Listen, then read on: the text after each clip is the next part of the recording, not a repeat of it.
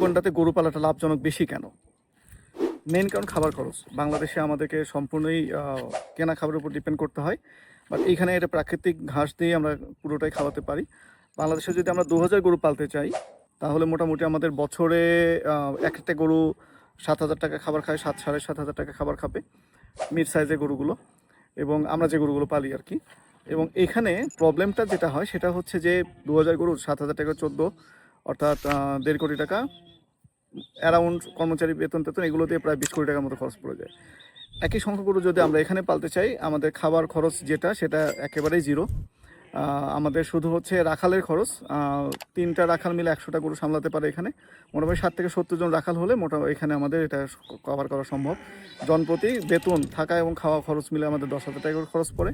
তাতে দেখা যাচ্ছে যে মাসে যদি 70 জন ধরি, 7 লাখ টাকা, মেডিসিনের খরচ টরচ মিলে 30 লাখ 40 লাখ টাকার মতো পড়বে। এই মোটামুটি 1.5 কোটি টাকার মধ্যে এই গরুটা হয়ে যায়। আরেকটা বড় খরচ সেটা হচ্ছে বাংলাদেশে যদি আমরা গরু পালতে যাই, সেটা হচ্ছে এখানে শেড করতে হয়। এই শেডের পেছনে একটা ভালো খরচ যায়। আর এখানে এই রকম যে খোলা প্রান্তর, এই যে পিছনের যেরকম বেড়া দেওয়া দেখতেছেন, এরকম জায়গাতেই আমরা গরুগুলো খোলা আকাশের নিচে দিনরাত 24 ঘন্টা এখানেই থাকে, ঝড় বৃষ্টি যাই হোক এখানেই থাকে, এইভাবে এরা থাকতে অভ্যস্ত। এই কারণে এইখানে সেট আপের পেছনে কোনো খরচ নাই। সো ফ্যাক্ট হচ্ছে যে এই কারণে আমাদের বাংলাদেশের তুলনায় এইখানে গরু পালাটা অনেক লাভজনক, এবং গরুর প্রচুর চাহিদা, এবং লোকাল হাটে এখানে বিক্রি করে দেওয়া যায়। হ্যাঁ, বাংলাদেশে একটা গরু যত দ্রুত মোটা তাজা হবে, এখানে তার চেয়ে একটু কম হবে, বাট খাওয়ার খরচ যেটা এটা অনেক বেশি পড়ে যায়, এবং আমাদের এখানে খাওয়া খরচটা নাই, এবং প্রাকৃতিক ঘাস খেয়ে একদম গ্রাস ফিট ন্যাচারাল যে গরু এটা এখানে সম্ভব।